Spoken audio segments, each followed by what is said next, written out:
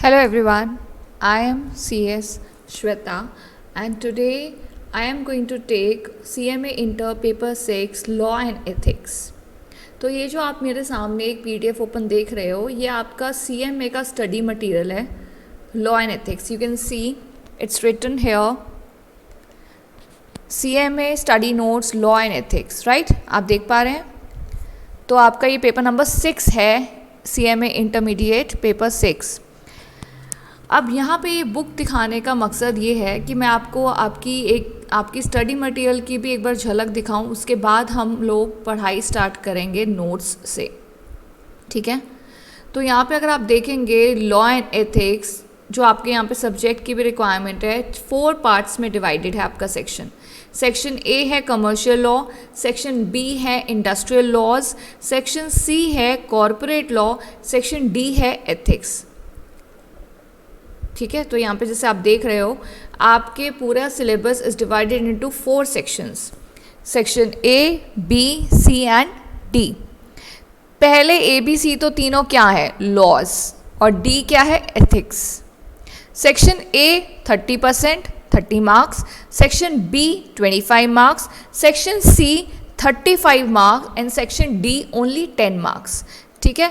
तो section D भी आपके लिए बहुत स्कोरिंग है, एक ही चैप्टर है एथिक्स का और उसमें आपके 10 मार्क्स आ जाएंगे। सेक्शन सी में अगर आप देखेंगे तो कॉरपोरेट लॉ है, कंपनीज एक्ट के बारे में ये बात है, लेकिन 35 मार्क्स का है। तो इसका मतलब कॉरपोरेट लॉ आपका बहुत डीप है। अगर आप यहाँ पे फुल स्क्रीन देखेंगे तो आपको पता चलेंगे ये आपके टोटल चैप्टर है, और अगर मैं पूरे काउंट करूँ तो आप देख पा रहे हो टोटल 15 यूनिट्स हैं आपके, राइट? 5 कमर्शियल लॉ के, 8 आपके सेक्शन बी के और एक सेक्शन सी और डी का रिस्पेक्टिवली, राइट?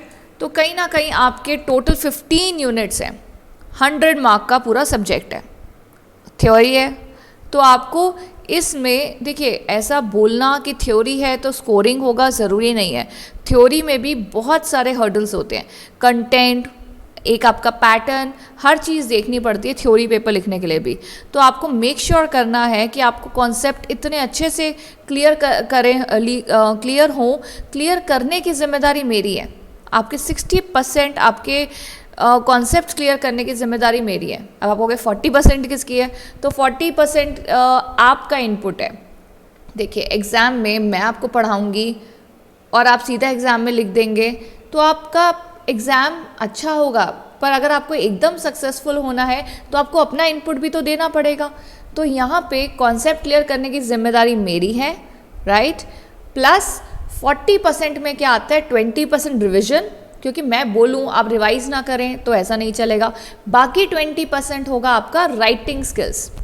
तो बाकी 20% क्या है आपका, राइटिंग स्किल्स, क्योंकि राइटिंग स्किल्स बहुत बार हमारा, अगर आपका ओरल टेस्ट लिया जाए तो आप तो यूँ बता देंगे सारे आंसर्स, लेकिन जहाँ पे बच्चे हमेशा रह जाते हैं एग्जाम्स में, that is because of writing skills. So you have to concentrate on your writing skills also, right? बाकी आपके कॉन्सेप्ट क्लियर करने की जिम्मेदारी मेरी। So this is your study material, ठीक है, जो आपको आपके इंस्टीट्यूट ने प्रोवाइड करा है, राइट? इसको आप डाउनलोड कर सकते हैं गूगल से। ये भी डाउनलोड करना बहुत ज़रूरी है। माई नोट्स और ऑब्वियसली आप करेंगे क्योंकि मैं आपको पढ़ा रही हूँ उनसे, लेकिन स्टडी मटेरियल भी डाउनलोड करना बहुत ज़रूरी है। हालांकि हर चैप्टर के अंत में जब भी चैप्टर ख़त्म होगा मैं आपको स्टडी मटेरियल ओपन करके दिखाऊंगी और आपको दिखाऊंगी कि देखिए हमने कोई भी टॉपिक नहीं छोड़ा, क्योंकि स्टडी मटेरियल के बाहर कुछ आएगा नहीं, बिल्कुल भी नहीं आ सकता, क्योंकि वो इंस्टीट्यूट ने आपको प्रोवाइड करा है और इंस्टीट्यूट आउट ऑफ बुक या आउट ऑफ सिलेबस नहीं देता, राइट? और स्टडी मटेरियल का एक एक टॉपिक कराने की जिम्मेदारी मेरी। तो मेरी जिम्मेदारी बनते हैं मैं आपको स्टडी मटेरियल भी दिखाऊंगी हर चैप्टर के बाद, जब हम लोग रिविजन करेंगे। हर चैप्टर के बाद मैं क्विक ग्लिम्स लूँगी पूरे चैप्टर का, तो इसमें आपको स्टडी मटेरियल दिखा दूँगी, राइट? तो अब पढ़ते हैं हम लोग अपने नोट्स की तरफ। तो these are your notes which are made by me for your convenience, ठीक है? तो यहाँ पे आप देखिए मैंने ये लिखा CMA inter paper number 6 law and ethics. Topics to be covered क्या क्या है मैंने आपको अभी भी दिखा दिया था। सेक्शन ए में 5 चैप्टर, कमर्शियल लॉ। अच्छा, commercial law is related to वो कानून जो कॉमर्स से जुड़ा हुआ है। तो जितने भी आप यहाँ पे एक्ट के नाम देखेंगे वो सारे ऐसे एक्ट है जो कहीं ना कहीं कमर्शियल एक्टिविटी से जुड़े हुए हैं। सेक्शन बी इंडस्ट्रियल लॉज है। इंडस्ट्रियल लॉज मतलब कहीं ना कहीं वो इंडस्ट्री, फैक्ट्रीज, देखो उन सब से ही जुड़ा हुआ है। Wages, pension fund, employees, gratuity, factories act, ये सब इंडस्ट्री से जुड़े हुए हैं। कॉर्पोरेट मतलब कंपनी, तो कंपनीज एक्ट के बारे में बात करेंगे। और section D is ethics, her business के कुछ ना कुछ एथिक्स होते हैं, वो हम उस चैप्टर में बात करेंगे। तो कुल मिला के 4 सेक्शंस हैं और मैंने आपको सबकी मार्किंग डिस्ट्रीब्यूशन में बता दी है, यहाँ पे भी लिखी हुई है। Section A 30 marks, section B 25, section C 35 and section D 10 marks. ठीक है, तो कहीं ना कहीं जब भी हम अपनी पढ़ाई स्टार्ट करते हैं ना, हमें पूरी क्लैरिटी होनी चाहिए अपने सब्जेक्ट के बारे में कि हम कर क्या रहे हैं। ऐसा थोड़ी ना सीधा चैप्टर में जंप कर गया एंड स्टार्ट किया आज हम ये वाला एक्ट करेंगे, पर हम कर क्या रहे हैं ये जानना बहुत ज़रूरी है। तो जैसे आपकी बुक में सेक्शन ए है, वैसे मैं भी आपको सेक्शन ए से ही स्टार्ट कर रही हूँ, कमर्शियल लॉज। तो यहाँ पे आप देखिए आपका सेक्शन ए क्या है, कमर्शियल लॉज, जिसमें जो स्टडी नोट नंबर 1 है, आपको मैंने दिखाया था टोटल आपके 5 यूनिट्स हैं इसमें, तो उसको यहाँ पे स्टडी नोट बोल रहे हैं आपके बुक्स में भी, तो मैंने भी यहाँ पे स्टडी नोट ही नाम दिया है। स्टडी नोट 1 है इंडियन कॉन्ट्रैक्ट एक्ट 1872, और उसमें ये ब्रॉड टॉपिक्स हैं जो यहाँ पे येलो कलर में हाईलाइट हुए हुए हैं। अब सबसे पहले मैं चैप्टर के आगे बढ़ूँ, सबसे पहली चीज़ जो मुझे आपको ध्यान में दिलानी है वो ये आपका चैप्टर का नाम, Indian Contract Act 1872। Indian Contract Act 1872। अब बार बार रिपीट करने से आपको मतलब तो नहीं पता चलेगा, लेट मी बाइफरकेट। इंडियन मतलब इंडिया, कॉन्ट्रैक्ट मतलब जो हम आपस में कॉन्ट्रैक्ट करते हैं। एसीटी एक्ट का मतलब होता है लॉ, रिटन लॉ। 1872 मतलब ये इस ईयर में पास हुआ था, ठीक है ना। तो इंडिया में जितने भी कॉन्ट्रैक्ट हैं, छोटा कॉन्ट्रैक्ट या बड़ा कॉन्ट्रैक्ट, हमारा जो कानून है जो कॉन्ट्रैक्ट्स के लिए बनाया गया है वो है इंडियन कॉन्ट्रैक्ट एक्ट 1872, ठीक है ना। तो अब क्या है, अब आप बोलोगे कि मैम हमने तो ये लॉ कभी पढ़ा नहीं, और ऐसा तो नहीं है कि हमने कभी कॉन्ट्रैक्ट नहीं करा। कॉन्ट्रैक्ट तो हम ऑलमोस्ट एवरी डे करते हैं। बिल पे करना कॉन्ट्रैक्ट है, मार्केट से कुछ खरीद के लाना कॉन्ट्रैक्ट है, ऑनलाइन ऑर्डर देना, अमेज़ॉन से परचेज करना, ये भी एक कॉन्ट्रैक्ट है। तो हम लोग जब ये कॉन्ट्रैक्ट कर रहे होते हैं, क्या हम ये लॉ पढ़ के जाते हैं? क्या हम ये सब कुछ, ये जितनी बातें यहाँ पे लिखी हैं, हम यहाँ पे ये पढ़ के जाते हैं? नो। तो फिर ये लॉ क्यों पढ़ाया जा रहा है हमें? एक बात बताइए, आप जब भी कोई कॉन्ट्रैक्ट करते हैं, जैसे आपके और मेरे बीच में भी अभी कॉन्ट्रैक्ट है, आप फीस पे करेंगे, मैं आपको पढ़ाऊँगी। अगर आपने फ़ीस पे कर दी, मैंने नहीं पढ़ाया, तो आप मेरे पे केस कर सकते हैं। मैंने पढ़ा दिया, आपने फ़ीस नहीं पे करी, तो मैं आप पे केस कर सकती हूँ। तो ये कॉन्फ्लिक्ट आया हमारे बीच में, तभी तो हमें लॉ की ज़रूरत पड़ गई, है ना। तो इसलिए लॉ के प्रोविजंस, रूल्स की ज़रूरत तब पड़ती है जब कोई पार्टीज़ के बीच में कॉन्फ्लिक्ट होता है।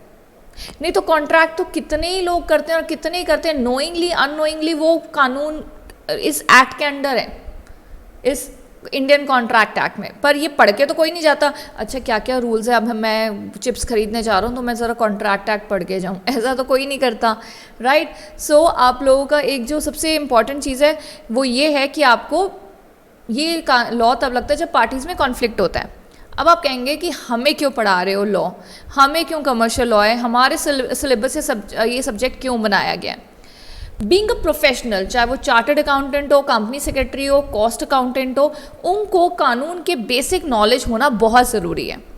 हम लोग कंपनीज़ में कल को जॉब करते हैं तो हमें कंपनी का कॉर्पोरेट लॉ, कमर्शियल वर्ल्ड में जी रहे हैं तो commercial law, industrial law, ethics, basic ethics, कल को कंपनी में काम करेंगे तो बेसिक एथिक्स की नॉलेज होनी चाहिए। तो हमें ये सब चीज़ों के बारे में पता होना चाहिए बीइंग अ प्रोफेशनल।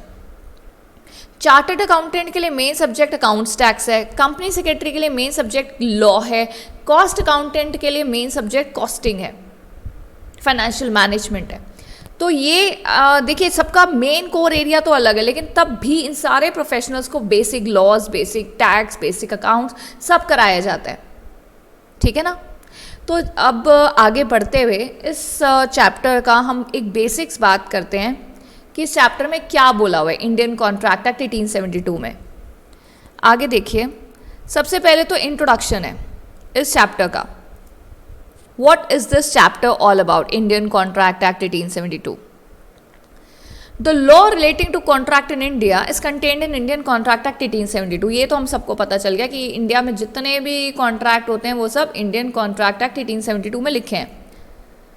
अच्छा, आपने ये ध्यान दिया कि 1872 तो इसका मतलब बहुत ही पुराना, इंडिपेंडेंस से भी पहले पास हुआ। तो किसने किया? तब तो ब्रिटिशर्स थे हमारे कंट्री में, राइट। तो अगला पॉइंट देखिए, the act was passed by British India. India earlier used to be called as British India because we were under the rule of Britishers, British India, and is based on the principles of English common law. हमारी country में बहुत सारा ऐसा law है जो हमने English law से derive किया है। क्यों इंग्लिश लॉ? क्योंकि ब्रिटिशर्स हमारी कंट्री में थे, कहीं ना कहीं बहुत सारे ऐसे लॉ हैं, एक्ट है जो वो हमारी कंट्री में स्टैब्लिश करके गए हैं। तो हमारी कंट्री का जो लॉ का सोर्स है वो ब्रिटिश या इंग्लिश कॉमन लॉ से लिया गया है, राइट। यहाँ देखिए, it extends to whole of India, पूरे इंडिया के कॉन्ट्रैक्ट्स पे लगता है। It determines the circumstances in which promises made by the parties to a contract shall be legally binding on them. तो यहाँ पे कह रहे हैं कि यहाँ पे देखिए, एक सेकेंड, इट डिटरमाइंस, ये एक्ट बताता है वो सर्कमस्टांसेस, वो सिचुएशन जिसमें प्रोमिसेस जो करे हैं पार्टीज ने एक दूसरे को, कॉन्ट्रैक्ट में प्रोमिसेस ही होते हैं ना। Do you agree? अगर मैं आपको प्रॉमिस कर रही हूँ मैं पढ़ाऊंगी, तो आप भी तो प्रॉमिस कर रहे हो कि आप मुझे फीस पे करोगे। So contract is all about promises. To a contract shall be legally binding on them. ये लाइन देखिए, ये लाइन बहुत ज़रूरी है लॉ के पॉइंट ऑफ व्यू से। लीगली बाइंडिंग ऑन देम, तो आपके और मेरे बीच में जो कॉन्ट्रैक्ट है हम एक दूसरे को लीगली बाइंड कर सकते हैं। बाइंड अगर मैं बोलूँ तो बाइंडिंग का मतलब होता है किसी को बांधे रखना।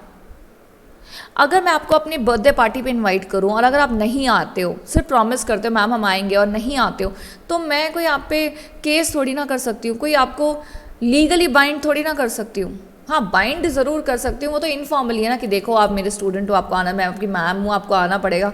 You understand, that is another stuff. लेकिन मैं आपको लीगली आप पे तो कोई एक्शन नहीं ले सकती हूँ, तो उसको लीगली बाइंडिंग नहीं बोलेंगे। लेकिन कॉन्ट्रैक्ट वो एग्रीमेंट्स होते हैं, वो प्रॉमिसेस होते हैं जिसमें पार्टीज एक दूसरे को लीगली बाइंड कर सकती है। All of us enter into contract every day, knowingly unknowingly, understood. जाने या अनजाने में हम लोग हर रोज कॉन्ट्रैक्ट करते हैं। हर contract create some rights and duties on the contracting parties, right और रॉन्ग? हर कॉन्ट्रैक्ट पार्टीज के बीच में राइट्स और ड्यूटीज लाता है, राइट्स और ड्यूटीज क्रिएट करता है। कैसे? मेरी ड्यूटी है आपको पढ़ाना और मेरा राइट है फीस लेना। आपकी ड्यूटी है फीस पे करना और आपका राइट क्या है? क्लासेस लेना। समझ गए? तो हर कॉन्ट्रैक्ट में राइट्स एंड ड्यूटीज पार्टीज के होते हैं, कॉन्ट्रैक्टिंग पार्टीज के। कॉन्ट्रैक्टिंग पार्टीज मतलब जो कॉन्ट्रैक्ट कर रही हैं, ठीक है ना। हेंस दिस लेजिस्लेशन, लेजिस्लेशन का मतलब है written law. Indian Contract Act 1872 being a skeletal nature deals with the enforcement of these rights and duties on the parties in India. Enforcement मतलब कल को अगर मेरा कोई हक छीना जाता है या मेरे कॉन्ट्रैक्ट को तोड़ा जाता है या आप मुझे फीस नहीं पे करते हो, जैसे हमारे बीच में कॉन्ट्रैक्ट है, तो मैं कोर्ट में इस चीज़ को एनफोर्स कर सकती हूँ, राइट। तो ये सारी बातें आपको सारे पॉइंट समझ में आए इंट्रोडक्शन के? 1 2 3 4 5 6 एंड 7 पॉइंट्स, ठीक है। All clear to everyone? These are the basic points about Indian Contract Act 1872। अगले पॉइंट पे आए, commencement of the act. Commencement का मतलब है कि ये एक्ट कब बना था, कब कमेंस हुआ था, कब से शुरू हुआ था। तो वो तो हमने नाम से ही बता दिया था, कॉन्ट्रैक्ट एक्ट 1872, तो उसका मतलब 1872 से कमेंस कर रहा है। But this act came into effect from 1 September 1872। So ये आपको डेट याद रखनी है, क्योंकि कहीं ना कहीं आपके एग्जाम में कोई क्वेश्चन आ जाता है, कोई शॉर्ट क्वेश्चन आता है या कोई राइट शॉर्ट नोट आता है, तो आप ये लिख सकते हैं कि 1 सितंबर 1872 को ये पास हुआ था और ये इंडिया के सारे कॉन्ट्रैक्ट पे अप्लाई होता है। ऑब्वियसली देखो, अब इंडिया के बाहर कोई कॉन्ट्रैक्ट हो रहा है उस पर इंडियन कॉन्ट्रैक्ट एक्ट नहीं लगेगा, इंडिया में जितने भी कॉन्ट्रैक्ट हैं उन पे इंडियन कॉन्ट्रैक्ट एक्ट लगेगा। आगे देखिए अगली definition, proposal. Take a look at your book. Proposal. According to section 2 of the act, when one person, proposal क्या होता है? When one person signifies to another his willingness to do or to abstain from doing anything with a view to obtaining assent of that other to such act or abstinence, he is said to be make a he said to make a proposal. अब ये definition तो बहुत अच्छे से read कर ली, पर इसको समझना तो ज़रूरी है। आप कहोगे प्रपोज़ल की इतनी बड़ी डेफिनेशन हमने तो आज तक नहीं सुनी, हमें तो प्रपोज़ल का मतलब कुछ और ही पता थे, हमें तो प्रपोज़ल लगता था हाँ बस सामने वाला किसी को प्रपोज़ल दे रहा है, प्रपोज़ल, राइट। तो कहीं ना कहीं ऐसा नहीं है। लॉ में प्रपोज़ल की डेफिनेशन क्या है और बहुत ब्रॉड है। वो कहता है जब एक इंसान, व्हेन वन पर्सन सिग्निफाई, बताता है अपनी विलिंगनेस, ठीक है, अपनी चाह कुछ करने की या कुछ ना करने की, to do or abstain from doing anything, उसको प्रपोजल बोलते हैं। और क्यों ऐसा विलिंगनेस बताता है सामने वाले को? विद द व्यू टू मतलब देखने के लिए, लेने के लिए, क्या? सामने वाले की एसेंट। क्या लिखा है? With the view to obtaining assent of that other party. अगर मैं खाली आपको बोलूँ I want to sell my car to you, आप कहोगे ओके मैम हम बाय कर लेंगे। मैं कहूँगी नहीं, मुझे तुम्हें बेचनी है, मैं सिर्फ बता रही हूँ। ऑब्वियस बात है, अगर मैं किसी को कोई प्रपोजल दे रही हूँ तो उसकी हाँ लेने के लिए तो कर रही हूँ, ऐसे ही थोड़ी ना बोल रही हूँ। तो मैं अगर सामने वाले से उसकी एसेंट चाहती हूँ उस एक्ट को लेके या उस एब्सटिनेंस को लेके, इसका मतलब मैं क्या दे रही हूँ? प्रपोजल। अगेन यहाँ पे देखिए, जब एक इंसान, when one person signifies to another his willingness to do or abstain from doing anything with a view to obtain the assent of that other to such act or abstinence is said to make a proposal. जब भी आपको याद ना हो कोई definition, वैसे मैं आपको बता दूं एग्जाम में अलग से तो डेफिनेशन नहीं पूछी जाती है कि write down the definition of proposal, but somehow अगर आपको लिखनी पड़ जाए तो आपको एक समझनी चाहिए। पहले मैंने आपको समझा दिया प्रपोजल क्या होता है, मैंने आपको वर्ड टू वर्ड समझा दिया आपको यहाँ पे कि प्रपोजल क्या होता है, यहाँ पे मार्क भी कर आप देख सकते हैं। बट कहीं ना कहीं समझना तो आपको ही है, मैं तो समझा ही सकती हूँ। समझ के जब हम समझ लेते हैं तो हमें वो चीज़ याद हो जाती है स्टेप बाय स्टेप। प्रपोजल, जब एक इंसान सामने वाले को अपनी विलिंगनेस बताता है, अपनी चाह बताता है कुछ करने की या ना करने की। अच्छा, करने की चाह तो समझ गए, I want to sell my car to you, कुछ करने की चाह। कुछ ना करने की चाह क्या होती है? व्हाट इज कुछ ना करने की चाह? तो let me tell, give you an example. Suppose आपका भी बिजनेस है, मेरा भी बिजनेस है। आपका बिजनेस है ये टच पेन बनाने का, ये कोई मार्कर तो नहीं है जो बोर्ड पे लग जाता है, ये तो बड़ा रेयर पेन है टच पेन जो टच पैड पे लगता है, जैसे मैं लिख रही हूँ एक यहाँ पे आपके लिए। तो टच पेन बनाने की आपकी कंपनी है और मेरी भी कंपनी है दिल्ली में। पहले आप एक सोल लीडर थे दिल्ली में जो ये बनाते थे, उसके बाद मैंने भी ज्वाइन कर लिया, तो कहीं ना कहीं आपके बिजनेस को अफेक्ट होगा ना, फॉर श्योर। तो मैंने ये देखा मुझे सपोज अब्रॉड शिफ्ट होना है, तो मैंने आपके साथ एक मीटिंग करी और मैंने आपको एक प्रपोजल दिया कि देखिए मैं ये बिज़नेस बंद कर दूंगी, उससे आपको भी महीने के 30-40% का तो फ़ायदा होगा, क्योंकि आपके 40% दिल्ली के कस्टमर्स मेरे पास आते थे और 60% आपके पास, क्योंकि आप तो लीडर हैं। लेकिन 40% भी अब आपके पास आएगा अगर मैं ये बिज़नेस छोड़ दूँ तो मैं अब्रॉड शिफ्ट हो रही हूँ। तो अगर आपको एक प्रपोजल देना चाहती हूँ कि आप मेरे बिज़नेस को टेक ओवर कर लीजिए और मैं ये बिज़नेस बंद कर दूँगी। कुछ ना करने का प्रपोजल दे रही हूँ कि मैं ये नहीं करूँगी अगर आप मुझे महीने का या क्वार्टरली इतना पेमेंट कर देंगे। तो ये प्रपोजल तो कुछ भी हो सकता है, लेकिन कुछ ना करने का भी प्रपोजल होता है। अंडरस्टैंड? अब हम जब प्रपोजल देते हैं तो वो कॉन्ट्रैक्ट नहीं बनता, क्योंकि मैं तो सिर्फ प्रपोजल दे रही हूँ। अब सामने वाला हाँ बोलेगा तभी तो वो दोनों तरफ से प्रॉमिस होगा। You understand? So the next definition is, as you can see, acceptance. Acceptance is your next definition. As per section 2 clause B, when the person to whom, जिसको प्रपोजल दिया है, सिग्निफाइज हिज एसेंट, जब वो अपनी क्या करता है, signify क्या करता है, accent.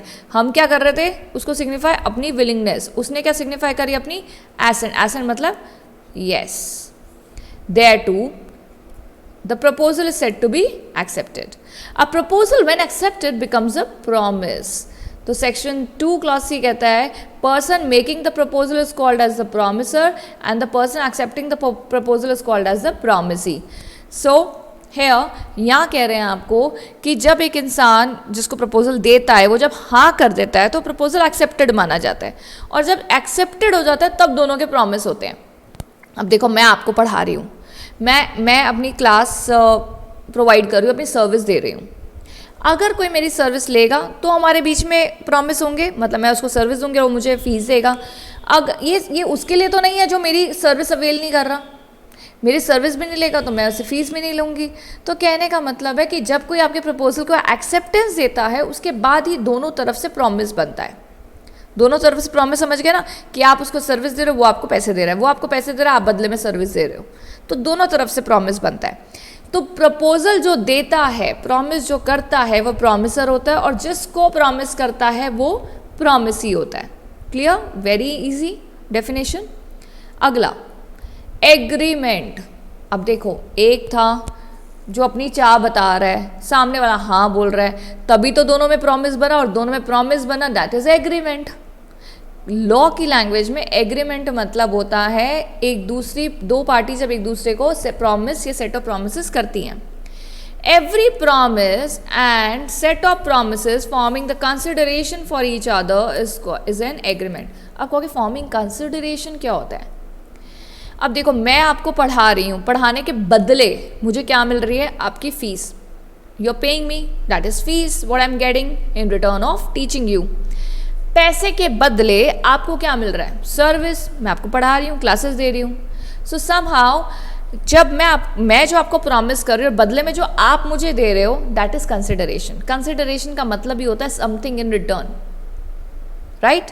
So if I am teaching you and you are paying me, that fees is consideration for me. आपको फीस के बदले क्या मिल रहा है? Teaching service. तो ये आपके लिए टीचिंग सर्विस आपके लिए क्या है? Consideration, right? तो जब कंसिडरेशन होते हैं तो ये रेसिप्रोकल प्रॉमिस इसलिए बोलते हैं। रेसिप्रोकल प्रॉमिस मतलब मैं आपको पढ़ा रही हूँ और आप बदले में मुझे फीस दे रहे हो, मैं पढ़ा रही हूँ, आप बदले में मुझे पढ़ा रहे हो, ये तो रेसिप्रोकल प्रॉमिस नहीं हुआ ना। आप तो सेम प्रॉमिस कर रहे हो, मैं भी तुझे पढ़ाऊंगा, तू भी मुझे पढ़ाएगी, मैं तुझे अकाउंट्स पढ़ाऊंगा, तू मुझे टैक्स पढ़ाएगी। ये रेसिप्रोकल प्रॉमिस नहीं है। रेसिप्रोकल मतलब उल्टा, मैं आपको पढ़ा रही हूँ तो आप मुझे फीस दे रहे हो, आप मुझे फीस दे रहे हो तो बदले में मैं आपको पढ़ा रही हूँ, ठीक है? तो रेसिप्रोकल प्रॉमिस होना ज़रूरी है। वॉइड एग्रीमेंट होते हैं जो कानून में इन्फोर्स नहीं कर सकते। अच्छा, पहले मैं आपको एक चीज़ बताना चाह रही हूँ। एग्रीमेंट तो होता है प्रॉमिस करना, ठीक है ना? एग्रीमेंट होता है प्रॉमिसेस करना एक दूसरे को। अब यही प्रॉमिस कोर्ट में एनफोर्स हो सकता है या नहीं? ये देखो, यही प्रॉमिस कोर्ट में एनफोर्सेबल है या नहीं? एग्रीमेंट की तो डेफिनेशन बता दी कि एग्रीमेंट क्या है। Agreement is nothing but a promise. But क्या ये कोर्ट में एनफोर्सेबल है या नहीं? अब कहोगे मैम बोले जा रहे हो, एनफोर्सेबल का मतलब क्या है? एनफोर्सेबल का मतलब होता है कि क्या आप इसको एनफोर्स कर सकते हैं, कोर्ट में लेके जा सकते हैं, कोर्ट में सामने वाले को। Now listen carefully, 2 examples.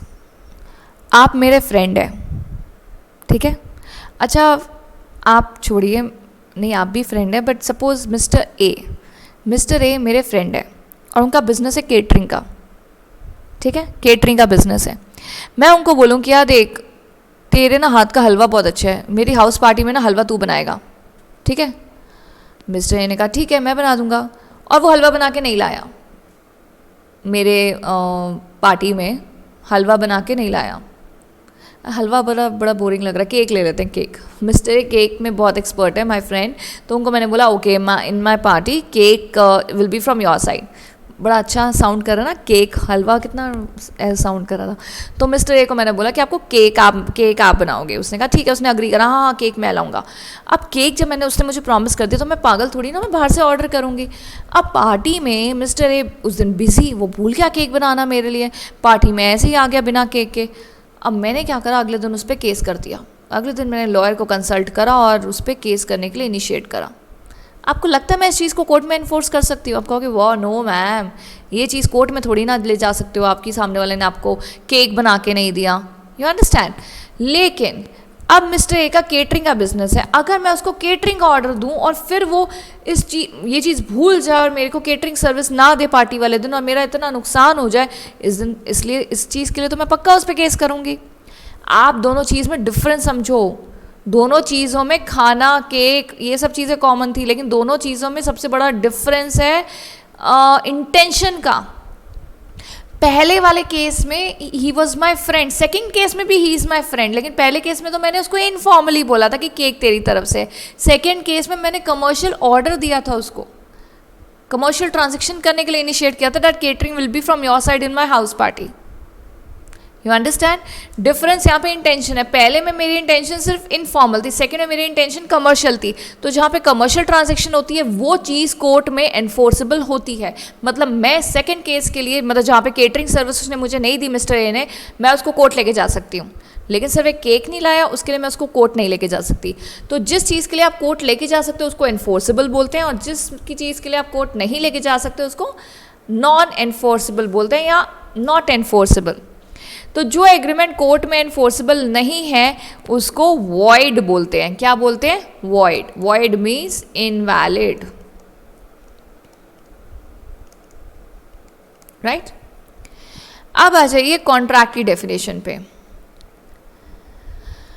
Section 2 clause H defines the contract as, contract की डेफिनेशन देखिए कितनी अच्छी है। कॉन्ट्रैक्ट एक ऐसा एग्रीमेंट होता है जो कोर्ट में एनफोर्सेबल होता है, कानून द्वारा एनफोर्सेबल होता है। और in other words I can say, मैंने अभी जो आपको डेफिनेशन मतलब एग्जांपल दिया था केक वाला, आपने मिस्टर ए जो मेरे फ्रेंड है, उसमें दो चीज सिचुएशन थी। मिस्टर ए केक ला रहे हैं, मिस्टर ए केटरिंग कर रहे हैं, नहीं तो केक और केटरिंग है ना, यही चीज़ थी ना। ओ ये पेपर से बाहर चला गया, यहाँ देख लो, केटरिंग। समझ गए ना आप सब? तो है ना, आप सब तो इंटेलिजेंट है, समझ गए। तो mister A cake, mister A catering, ये वाली चीज़ सिर्फ सोशल एग्रीमेंट था, out of friendship. This was a commercial agreement, तो दिस वाज एनफोर्सेबल। आप समझ रहे हैं ना मेरी बात? This was enforceable by law. और जो चीज़ कोर्ट में एनफोर्सेबल होती है, लेट्स यूज अनदर कलर क्योंकि अब हमें बहुत अच्छे से समझ में आ रहा है। ये एनफोर्सेबल जो चीज़ होती है उसको क्या बोलते हैं? कॉन्ट्रैक्ट। यही तो कॉन्ट्रैक्ट की डेफिनेशन है, ये कॉन्ट्रैक्ट नहीं है। एग्रीमेंट विच आर, ये देखो बीच में प्लस लगा देती हूँ मैं, agreement plus enforceability is equal to contract. इतना समझ लीजिए आप। वो एग्रीमेंट जिनके साथ एनफोर्सेबिलिटी जुड़ी हुई है लॉ में, वो कॉन्ट्रैक्ट कहलाए जाते हैं। अग्री? अंडरस्टूड? और वो कॉन्ट्रैक्ट जो एनफोर्सेबल नहीं होते वो क्या बन जाते हैं? वॉइड। वॉइड मैंने अभी आपको ऊपर बताया था ना, क्या होता है? इनवैलिड। ठीक है ना। अगला देखिए, एक और कॉन्ट्रैक्ट का टाइप लिखा हुआ है यहाँ पे, वो है वॉइडेबल। क्या है? वॉइडेबल। सबसे पहले तो देखिए, आपको कंफ्यूज नहीं होना है, आपने अभी तक वॉइड के बारे में बात करी है, वॉइड मतलब इनवैलिड, लेकिन वॉइडेबल क्या है? वो इनवैलिड नहीं है, वो भी उसी का एक टाइप है। लेकिन क्या होता है, ज़रा यहाँ ध्यान से देखिए। मिस्टर एक्स, अच्छा न्यू एग्जाम्पल है ये, इसको आप बीच में, चलो हम डिफरेंट पेन यूज़ कर लेते हैं, नहीं तो आप कंफ्यूज हो जाएंगे, आप बेचारे बच्चे कंफ्यूज हो गए तो समझ में नहीं आएगा ना। मिस्टर एक्स और Mr Y, Mr X Mr Y, दो पार्टीज़ हैं। मिस्टर एक्स ने मिस्टर वाई को थ्रेटन किया, मैं यहाँ लिख नहीं रही, सपोज थ्रेटन करा उसको, बंदूक, ये देखो ऐसे करके समझ गए ना, बंदूक बना दी ना मैंने, ये तो अच्छी बना ली मैंने, अच्छी गन है ना ये, नाइस। तो मिस्टर एक्स के पास एक गन है और उसने वाई को मारा नहीं है, सिर्फ थ्रेटन करा गन दिखाकर कि ऐसा है अपनी गाड़ी मेरे नाम पे कर अभी के अभी। वाई कहेगा मैं क्यों करूँ गाड़ी मेरे, अब तुम्हारे नाम पे, मुझे गाड़ी चाहिए, मैंने गाड़ी इसलिए थोड़ी ना खरीदी थी कि मुझे किसी और को बेचनी है, मैं तो नहीं बेचूंगा। एक्स ने कहा देख ले अब गन मेरे हाथ में, अब तुझे गाड़ी प्यारी है या जान प्यारी है? तो वाई ने बोला ऑब्वियस बात है यार, जान ही प्यारी है, जान बचेगी तो गाड़ी चलाऊंगा, नहीं तो ऊपर जाके थोड़ी ना गाड़ी चलाऊंगा मैं। तो वाई ने पेपर साइन कर दिए, आरसी एनओसी सब एक्स के फेवर में हो गए, गाड़ी का पेपर एक्स के फेवर में हो गया, ऑल सॉर्ट आउट। और एक्स ने दिखाने के लिए कुछ इसको पैसे भी दे दिए, मतलब गाड़ी की मार्केट वैल्यू अगर बिके सेकेंड हैंड तो वो 5 लाख की बिकेगी, लेकिन इसने इसके नाम पे 2.5 लाख रुपए कर दिए। अब मिस्टर वाई बड़ा दुखी, उसने 2-3 लोगों से भी बात करी, क्या मेरे साथ ऐसा ऐसा हो गया, लोगों ने भी बड़ा बोला कि ये तो गलत हुआ, बड़ा पिटी शो करा। एक फ्रेंड ने, मिस्टर वाई के एक फ्रेंड ने उसको बोला कि देख मिस एक्स ने तेरे को आज तो गन दिखा दी, तू अगर आवाज़ नहीं उठाएगा कल को फिर गन लेके आ जाएगा, तेरा घर नाम करा लेगा अपने नाम पे, ठीक है ना, तो तू कोर्ट जा। मिस्टर वाई गया पुलिस पे। अब सीधा तो कोर्ट नहीं जाते ना, ऑब्वियस ये तो बोलने की बात है, पहले हम किसके पास जाते हैं? पुलिस के पास जाते हैं, एफआईआर करते हैं, प्रोसेस होता है, उसके बाद हम लोग कोर्ट में हमारी हियरिंग होती है। तो जब कोर्ट में केस गया तो एक्स ने बोला कि मैंने तो ऐसा कुछ नहीं करा था, इसने अपनी मर्जी से मेरे नाम पे गाड़ी करी, इसको पैसों की ज़रूरत थी, इसने कहा मैं अपनी गाड़ी बेचना था तो मैंने इससे गाड़ी खरीद ली, गाड़ी के पेपर देखो मेरे नाम पे, इसके साइन भी हुए हुए हैं। अब पेपर देख के कोई बता सकता है कि ये साइन डर डर के करे थे या सर पे बंदूक थी या बिल्कुल खुशी खुशी करे थे? ये तो कोई नहीं बता सकता। तो इन दैट केस ऐसा कॉन्ट्रैक्ट जो कोर्ट में चल रहा होता है और ऐसा कॉन्ट्रैक्ट जो एक पार्टी या और पार्टीज, मतलब एक पार्टी जो है उसके लिए वैलिड है लेकिन दूसरे के लिए इनवैलिड है, तो ऐसे कॉन्ट्रैक्ट को हम लोग वॉइडेबल बोलते हैं। जैसे सपोज मैं आपको एक और एग्जांपल देती हूँ, A and be husband wife, इन्होंने किसी को थ्रेटन करा, इन्होंने थ्रेटन करा मिस्टर एक्स और मिसेस एक्स को, मतलब उसका नाम वाई ले लेते हैं, एक्स की वाइफ का नाम वाई ले लेते हैं। एक्स और वाई के नाम पे प्रॉपर्टी थी, वो ए और बी ने अपने नाम करा ली धोखे से मतलब थ्रेटन करके कि हम तुम्हारे बच्चों को किडनैप कर देंगे, अपनी ज़मीन मेरे नाम पे करो, ठीक है ना। In this case in parties के हिसाब से, ए और बी के हिसाब से ये कॉन्ट्रैक्ट वैलिड है और इनके हिसाब से ये इनवैलिड है, क्योंकि इनके साथ तो ज़बरदस्ती हुई थी ना। अब हमने इतनी सारी ड्राइंग कर ली, आपको मतलब समझिए और आप जरा डेफिनेशन पे ध्यान दीजिए। Voidable contract is a agreement which is enforceable by law at the option of one और मोर पार्टीज, मतलब एक के लिए तो एनफोर्सेबल है but not at the option of the other, मतलब दूसरी पार्टी कह रही नहीं नहीं ये एनफोर्सेबल नहीं है, हमारे साथ गलत हुआ था, और एक पार्टी कह रही नहीं नहीं गलत नहीं हुआ था, बिल्कुल वैलिड है ये कॉन्ट्रैक्ट। तो जब ये ऐसा कोर्ट में केस चल रहा होता है तो ऐसे कॉन्ट्रैक्ट को क्या बोलते हैं? वॉइडेबल कॉन्ट्रैक्ट, ठीक है ना। इतनी ड्राइंग और इतने example blue red green colour use करके आपको समझ में आया what I am trying to say? See these are the basic things, आपको ये सब चीज़ें बहुत बेसिक क्लियर होनी चाहिए, तभी आपको आगे बातें समझ में आएंगी। अच्छा अगला टॉपिक देखिए, इट्स कलरफुल ड्राइंग के बीच में कहीं छुप गया है, वो है essentials of a valid contract. ध्यान से देखिए अगला टॉपिक क्या है? Essentials of a valid contract. तो ऊपर आपको बताया गया कॉन्ट्रैक्ट के बारे में, वॉइड कॉन्ट्रैक्ट के बारे में। ये टॉपिक है आपको बताने के लिए कि वैलिड कॉन्ट्रैक्ट में क्या क्या चीज़ें चाहिए होती हैं। तो जब भी वैलिड कॉन्ट्रैक्ट की बात हो आपको सेक्शन 10 ध्यान में आना चाहिए। सेक्शन 10 मतलब सेक्शन 10 बात करता है कि एक कॉन्ट्रैक्ट को वैलिड होने के लिए किन किन बातों की ज़रूरत है। तो सेक्शन 10 की जो डेफिनेशन है वो कहती है ऑल एग्रीमेंट्स आर कॉन्ट्रैक्ट, हर वो एग्रीमेंट कॉन्ट्रैक्ट है इफ़, ये इफ़ बड़ा छोटा सा वर्ड है लेकिन ये इफ़ में बहुत बड़ी बात छुपी हुई है। If they are made by free consent, consent मतलब हाँ बोलना, और फ्री कंसेंट मतलब बिना किसी दबाव के हाँ बोलना। जैसे हमने पीछे एग्जाम्पल में बात करी थी ए और बी के बारे में, ए बी और एक्स वाई के बीच में, कि उसमें उसने गन दिखा के बी को उसकी गाड़ी अपने नाम कराई थी, तो ये तो फ्री कंसेंट नहीं थी ना, बी की कंसेंट तो प्रेशर में थी, उसको अपनी जान प्यारी थी। तो ऐसी कंसेंट जिसमें कोई दबाव नहीं होता उसको फ्री कंसेंट बोलते हैं। तो if they are made free consent, parties competent to contract, parties क्या होनी चाहिए? कंपीटेंट, कंपीटेंट मतलब एलिजिबल होनी चाहिए, और एलिजिबिलिटी के लिए होता है 18+ एंड दूसरी होती है साउंड माइंड, मतलब मानसिक संतुलन आपका ठीक होना चाहिए। You should be capable of understanding the terms of the contract, इतना साउंड माइंड आपका होना चाहिए, और आप 18 से ऊपर होने चाहिए, तभी आप कॉन्ट्रैक्ट कर सकते हैं। कंसिडरेशन लॉफुल होनी चाहिए और ऑब्जेक्ट भी लॉफुल होना चाहिए, मतलब आप कोई गलत काम ना कराएं जो लॉ के अगेंस्ट है, और आपका कॉन्ट्रैक्ट एक्सप्रेसली कोर्ट की तरफ से या गवर्नमेंट की तरफ से वॉइड नहीं होना चाहिए। तो अगर ये छोटी छोटी बातों का आप ध्यान रखेंगे तो आपका कॉन्ट्रैक्ट डेफिनेटली वैलिड कॉन्ट्रैक्ट है। और क्या क्या रिक्वायरमेंट्स है वैलिड कॉन्ट्रैक्ट होने के लिए? पहला, there shall be an offer और proposal by one party and acceptance of the proposal by other party which results in an agreement. बड़ी सिंपल बात है ये, कि ऑब्वियस बात है एग्रीमेंट तो तभी होगा ना जब एक पार्टी प्रपोजल देगी और सामने वाला क्या देगा उस चीज़ को लेके? एक्सेप्टेंस। तो पहला पॉइंट तो हमारा वैलिड कॉन्ट्रैक्ट का बहुत ही सिंपल है, वो है कि देयर शैल बी ऑफर और प्रपोजल बाय वन पार्टी, और सामने वाले की हाँ होनी चाहिए, acceptance. Second, there shall be intention to create legal relation. आपको याद है मैंने ये वर्ड पहले भी यूज़ किया है, इंटेंशन। जैसे वो जो केक बनाने वाली बात थी उसमें अपने फ्रेंड को लेकर मेरी कोई लीगल इंटेंशन नहीं थी, मैं तो हंसी हंसी में बोला कि अरे तुम्हारा केक बहुत अच्छा है, केक तो तुम्हारी तरफ से आएगा। You understand? एग्रीमेंट में लॉफुल कंसिडरेशन होनी चाहिए। अगर मैं आपको सर्विस दे रही हूँ तो बदले में आप मुझे क्या दे रहे हैं? मैं आपको सर्विस दे रही हूँ तो आप मुझे पैसे दे रहे हैं ना, आपको पैसे के बदले क्या मिल रहा है? क्लासेस मिल रही है ना। तो कंसिडरेशन होना बहुत ज़रूरी है, और कंसिडरेशन लॉफुल होना ज़रूरी है। अब मैं तुम्हें बोलूँ पढ़ाने के बदले मैं चाहती हूँ तुम सामने वाले का खून कर दो, ये तो अनलॉफुल कंसिडरेशन है, राइट? पार्टीज कंपीटेंट होनी चाहिए कॉन्ट्रैक्ट को, मैंने आपको कंपीटेंट की बताई हुई है क्या क्या एलिजिबिलिटी होती है, 18+ and sound mind. There shall be free consent between parties, parties के बीच में क्या होनी चाहिए, फ्री कंसेंट। बिल्कुल भी अगर फ्री कंसेंट नहीं है तो वो कॉन्ट्रैक्ट वैलिड कॉन्ट्रैक्ट नहीं होता। फ्री कंसेंट मतलब कंसेंट तो होनी चाहिए पर बिना किसी दबाव के।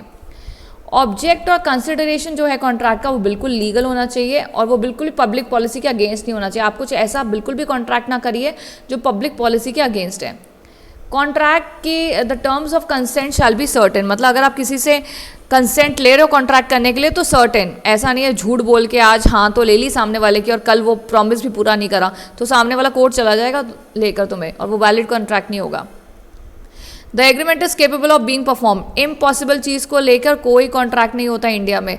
तो कहने का मतलब है अगर कोई आप ऐसा कॉन्ट्रैक्ट कर रहे हो जो इम्पॉसिबल है, लाइक आप मुझसे पैसे ले लो और मेरा ना मून पे ना एक छोटा सा प्लॉट बुक कर दो, आप ऑथोराइज्ड ही नहीं हो। आप कहोगे, अगर आप सोचो एक छोटा सा ब्रोकर है आपके पास आए और बोले कि देखो मैं आजकल बुकिंग कर रहा हूँ मून पे, आप मुझे 1 लाख रुपए दो बुकिंग अमाउंट और मैं आपका एक प्लॉट बुक कर देता हूँ। अब बताओ ये कि क्या इम्पॉसिबल एक्ट को लेकर काम हो रहा है। इसलिए एग्रीमेंट के जो टर्म्स हैं वो बिल्कुल ऐसे नहीं होने चाहिए जो इम्पॉसिबल ऑफ बीइंग परफॉर्म्ड हो। This is impossible of being perform, क्या ना normal broker book a plot on moon, never, right. तो इसलिए कह रहे हैं कि वैलिड कॉन्ट्रैक्ट होने के लिए ये सारी बातों का ध्यान देना बहुत ज़रूरी है। तो एग्जाम में क्वेश्चन कैसे आ सकता है कि वैलिड कॉन्ट्रैक्ट होने के लिए क्या क्या चीज़ों की ज़रूरत है, अपने माइंड में छोटी छोटी बातें रखिए। हाँ, लीगल रिलेशन होना चाहिए, कंसिडरेशन लॉफुल होनी चाहिए, केपेबल ऑफ बीइंग परफॉर्म्ड होना चाहिए, वॉइड नहीं होना चाहिए, पार्टीज कंपीटेंट होनी चाहिए, 18+ साउंड माइंड, साथ ही ऑफर एक्सेप्टेंस होनी चाहिए। ये छोटी छोटी बात अपने आप को पॉइंट्स गिनवाओगे तो लिख आराम से पाओगे। मैंने बोला ना समझ सब कुछ आ रहा है, ये 60% है, 20% तब अच्छा होगा जब तुम रिवाइज कर लोगे और बाकी 20% तब सही हो पाएगा जब आप लिख के कर लोगे। हम सिर्फ अपने आप को एक्सक्यूजेस देते हैं, ये लिखने विखने का टाइम हमारे पास नहीं है, हम बहुत बिजी हैं, ऐसा बोलते नहीं हम। अरे यार पढ़ तो लिया, अब लिखेगा कौन, लिखने का टाइम कहाँ है, इतने सारे सब्जेक्ट है, इतने सारे चैप्टर्स हैं, लिखने का किसके पास टाइम है। ऐसा नहीं होता, हम सिर्फ अपने आप को एक्सक्यूजेस देते हैं, हमारे पास बहुत टाइम है बहुत कुछ करने को। वी जस्ट गिव एक्सक्यूजेस, हमारे पास तो टाइम ही नहीं है। आप किसी कंपनी के एमडी थोड़ी ना है, क्यों नहीं है आपके पास टाइम। आप टीवी देखते हुए लिख लीजिए, लेकिन लिखिए ज़रूर। आप कोई और एक्टिविटी कर रहे हैं, आप लिखने की प्रैक्टिस ज़रूर करिए। लर्न शांति में हो सकता है, लिखने का काम आप फिर भी किसी और काम के साथ कर सकते हैं। वो इसलिए क्योंकि लिखने से आपका हाथ पड़ेगा। लिखने का क्या होता है ना, बच्चे क्या पूरा साल पढ़ते रहते हैं और एग्जाम वाले दिन सीधा लिखने लगते हैं, अरे यार हाथ कांप रहे थे, लिखा नहीं जा रहा था, याद नहीं हो रहा था। तो इसलिए writing practice is very very important, right. अब आगे जो है वो है ऑफर एंड एक्सेप्टेंस, और ऑफर एक्सेप्टेंस बहुत ज़रूरी है because without offer and acceptance agreement हो ही नहीं सकता, right. But offer acceptance we will do in the next session. वो कुछ ज़्यादा ही ड्राइंग हो गई, right. So please ignore this drawing, concept clear होना चाहिए which is our main motto. मैं फिर से आपको याद दिला दूँ, हम कमर्शियल लॉ कर रहे हैं, कमर्शियल लॉ का स्टडी नोट 1 कर रहे हैं, इंडियन कॉन्ट्रैक्ट एक्ट। और इस कमर्शियल लॉ में टोटल कितने स्टडी नोट्स हैं, have a look, 5। So we are on the first study note, that is law of contract. उसके बाद सेल ऑफ गुड्स एक्ट करेंगे, negotiable, Indian partnership and LLP, and then we'll move to industrial law. अच्छा, ऐसा भी हो सकता है कि कमर्शियल लॉज के बाद मैं आपको कॉर्पोरेट लॉ करा दूँ, all depends on my mood. So somehow देखिए, मुझे अच्छे से पता है कि आपको कौन सा कब कौन सा चैप्टर कराना है। अगर मुझे लग रहा है कॉन्ट्रैक्ट के बाद मुझे थोड़ा सा लाइट चैप्टर ले लेना चाहिए, एथिक्स ले लेना चाहिए, तो मैं वो भी ले सकती हूँ। करने तो हमें 15 के 15 यूनिट है, तो ज़रूरी नहीं है कि पहले 5 ख़त्म करके ही हमें करने हैं। So it can be the unit, the chapters can be like in any series, but the most important thing is to understand the topic, okay? And in case of any doubt, you can WhatsApp me on my number, right? You will get my number, kindly WhatsApp me in case of any doubt. I'm always there to teach you, always there to resolve your problem. उसके बाद आपको WhatsApp करते हुए सिर्फ अपना नाम लिखना है और आपने कब ये मेरी क्लासेस स्टार्ट करी थी। क्लासेस चाहे आपने साल पहले करी हो, 2 साल पहले करी हो, I don't care. The most important thing is कि आपकी प्रॉब्लम सॉल्व होनी चाहिए, and I am there to resolve your problem, right. So guys, हमने जितना भी आज करा है, please kindly revise what we have done today, तभी आपको आगे आगे का समझ में आएगा, राइट। सो बाकी आगे का we will start in the next session. Till then, thank you and stay safe.